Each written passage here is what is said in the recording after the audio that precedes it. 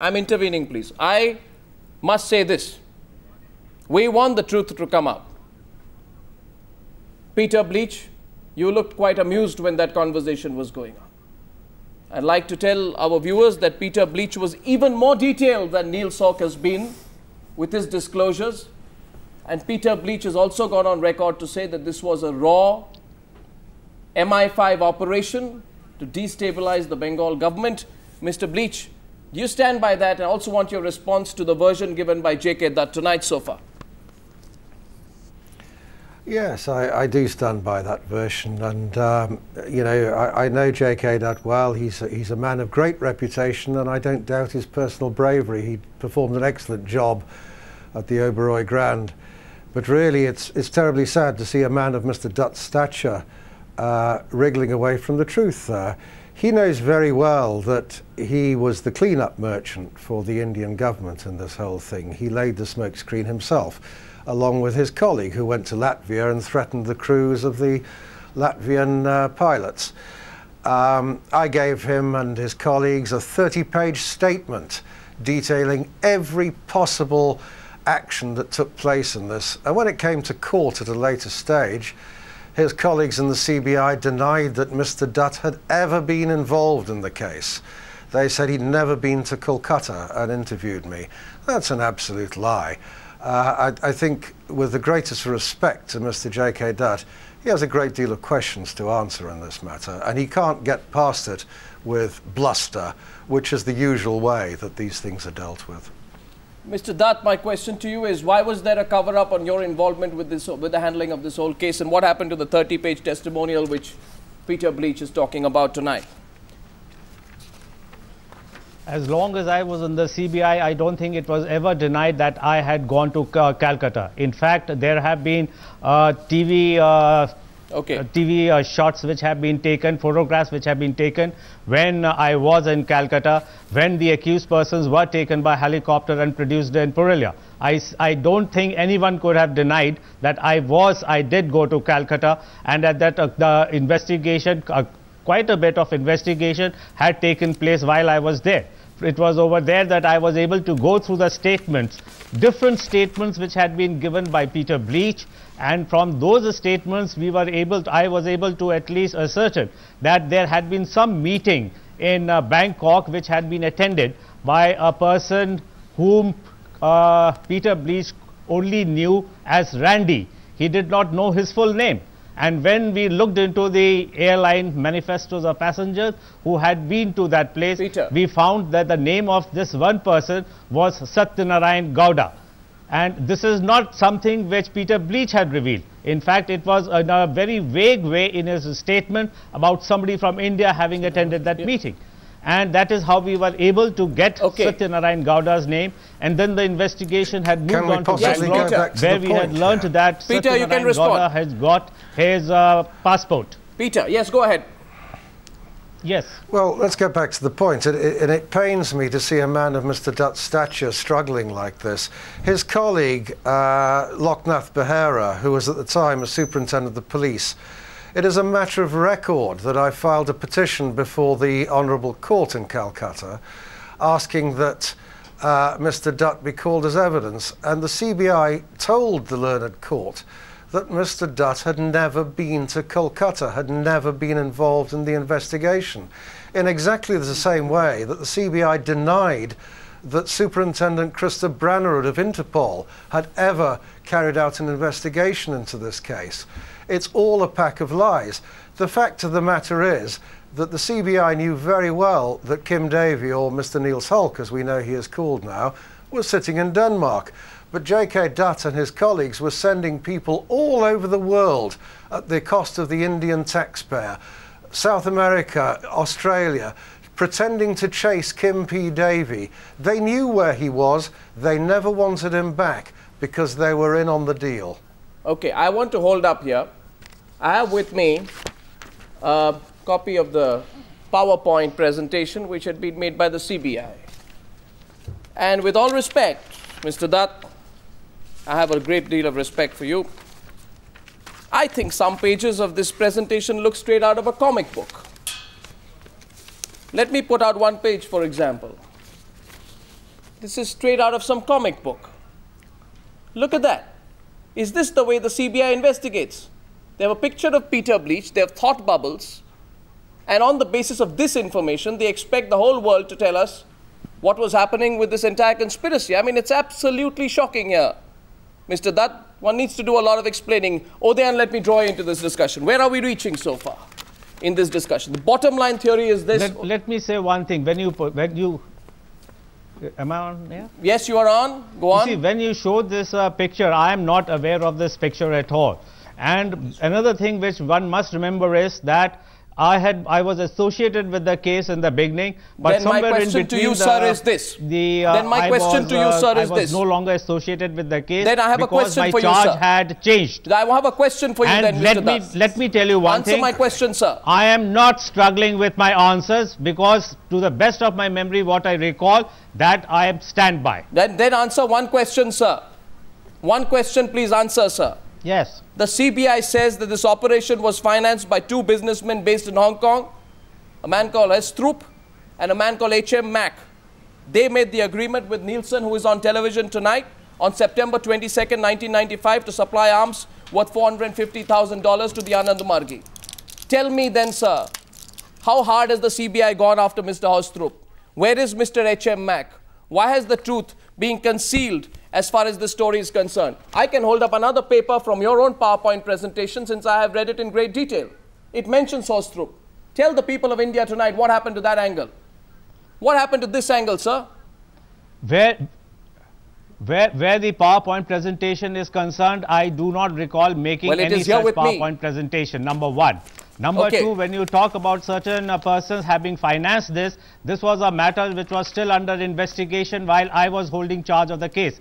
But after that, the investigation had gone much beyond that. I can equally ask. Investigation had even continued under other officers. Let me say here. Now, letter rogatories had been sent, and we had not been getting the cooperation which we wanted from different countries. This country needs to know answers. This country has known that Otavio Quattrocchi has disappeared in mysterious circumstances. This country knows that Warren Anderson left in mysterious circumstances. Tonight we have a man sitting with us in Copenhagen who disappeared in mysterious circumstances, and he's saying the government of India and its intelligence agencies helped him escape. So in a country where Warren Anderson and Quattrocchi have escaped, let us not be fooled that others will not be allowed to escape. These are written facts in our political history. I want to draw in Udayan Nambudri at this point of time tonight.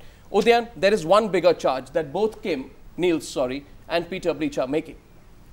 They are saying that the radar of the Indian Air Force was switched off to allow this plane to enter. Now, Udayan, what can you tell us about that? And who can authorize? Who on earth can authorize a radar in such an important area to be switched off? It has to be someone incredibly powerful. Well, let me begin by saying that in the month of January, when I first met Niels and he began to tell me these things, it sounded like the original man bites dog story. And about this radar, one of the many confounding things which came out during our Skype sessions was this radar, and I kicked myself for not noticing this earlier, because this was part of the court documents. A witness turned up in the Calcutta Sessions Court and said it, a government official. Not only was the radar in Kalaikunda not working, the one in Calcutta was also not working. Now, Mr. Dutt will have to answer one thing. We have heard of intelligence failures. Kargil, we've heard of here in Mumbai, the 26/11 incident when terrorists came up in boats called taxis and did their terrorism. But here was a case in which people had alerted you not once but on 3 occasions. Government to government cooperation on terrorism. And what did you do? You had specific coordinates. Now, I was a young journalist in Calcutta for the Indian Express in 1995, and I remember the first briefings from senior officials of West Bengal Police, CID, then later that month from CBI people, Mr. Dutt, a younger Mr. Dutt. They all said, Mr. Biswas, they all said that This is a very big mystery. Nobody knew this. We are looking for Kim Peter Davey, New Zealander. They knew all along he was a Dane. This I dug out in the month of February. Danish declassified documents are now saying this. Okay. Now, Mr. Dutt is a national hero. It's tragic that he has to take questions like this from a criminal on the run. My question. But this is coming at a time, Arnab, after the events of the last 1 year, Commonwealth Games, 2G scam, and what have you, that you wouldn't put anything past our politicians and bureaucrats. My question to Niels and to Peter Bleach is this. When you say that the RAW, Niels, when you say the RAW was informed on 3 different dates by the MI5 about the arms drop, the people on board the plane, what was on the plane, the drop zone, everything, that it is a matter of public record. And this plane flies in from Pakistan, not even a friendly country, with all these clandestine weapons, and it's obviously cleared by the Indian authorities. Now, my question to you is, why was the MI5, if it wanted to carry out this operation, why was the MI5 alerting RAW about it? Because, of course, if Bleach goes back to London after meeting me the first time and gets informed and informs MI5 of the plans, MI5 obviously needs to contact the Indians and tell them about it. This was, who would expect otherwise? But when that MI5 do not intervene, when Bleach is basically seen off at the airport, one has to conclude that the response coming from RAW back to MI5 must have been other than stopping.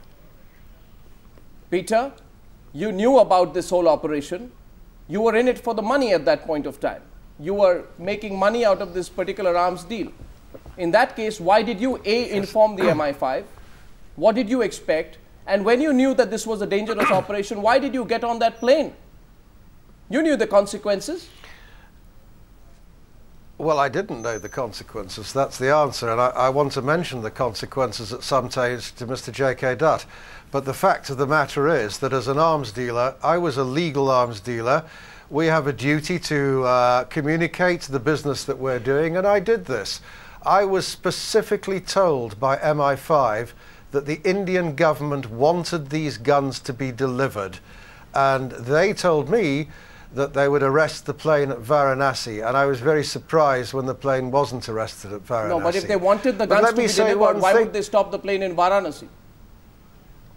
Because the plane would be sitting on the ground in Varanasi with no petrol in it, and it couldn't fly anywhere, and it's a very quiet airport. It's a very easy place to make an arrest. It's not like Mumbai, which is an extremely busy international airport with thousands of tourists running around. But let me just say this. Some years before I was released from jail, a gentleman by the name of Deepak Praladkar screened a film at the Calcutta Press Club showing Niels Hulk, or Mr. Kim P. Davey as we know him, speaking from his home in Copenhagen. And this was to show the courts that the CBI was wrong in saying, but still the CBI was chasing all over the courts, all over the world to look for this chap, and they were telling the courts that they did not know where he was.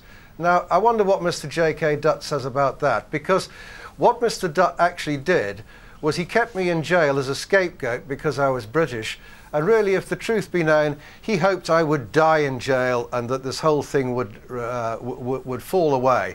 Unfortunately, Mr. Dutt, much as I respect you as a person, I didn't die in jail, and this isn't going to go away. Mr. Dutt. You see, in this conversation which just took place, there were mention about first the intelligence reports. Now, where the intelligence reports are concerned, these are not something which come to the Central Bureau of Investigation. These go to the intelligence agencies, and the intelligence agencies then convey this to the concerned authorities in the state or to their own counterpart, and then the follow-up action is taken. So the question of the CBI knowing about 3 days on which probably the arms drops could have taken place is not correct, number one. The other thing is that you have mentioned something about that the radar had been switched off. I am not aware of this at all, but I do recall that this was a matter which had been investigated by the CBI, and the Air Force had also been taken into confidence in this. And what exactly the statements or what the findings were, I'm afraid I don't recall that. No, but those Mr. Dutt, should be available in but the recording.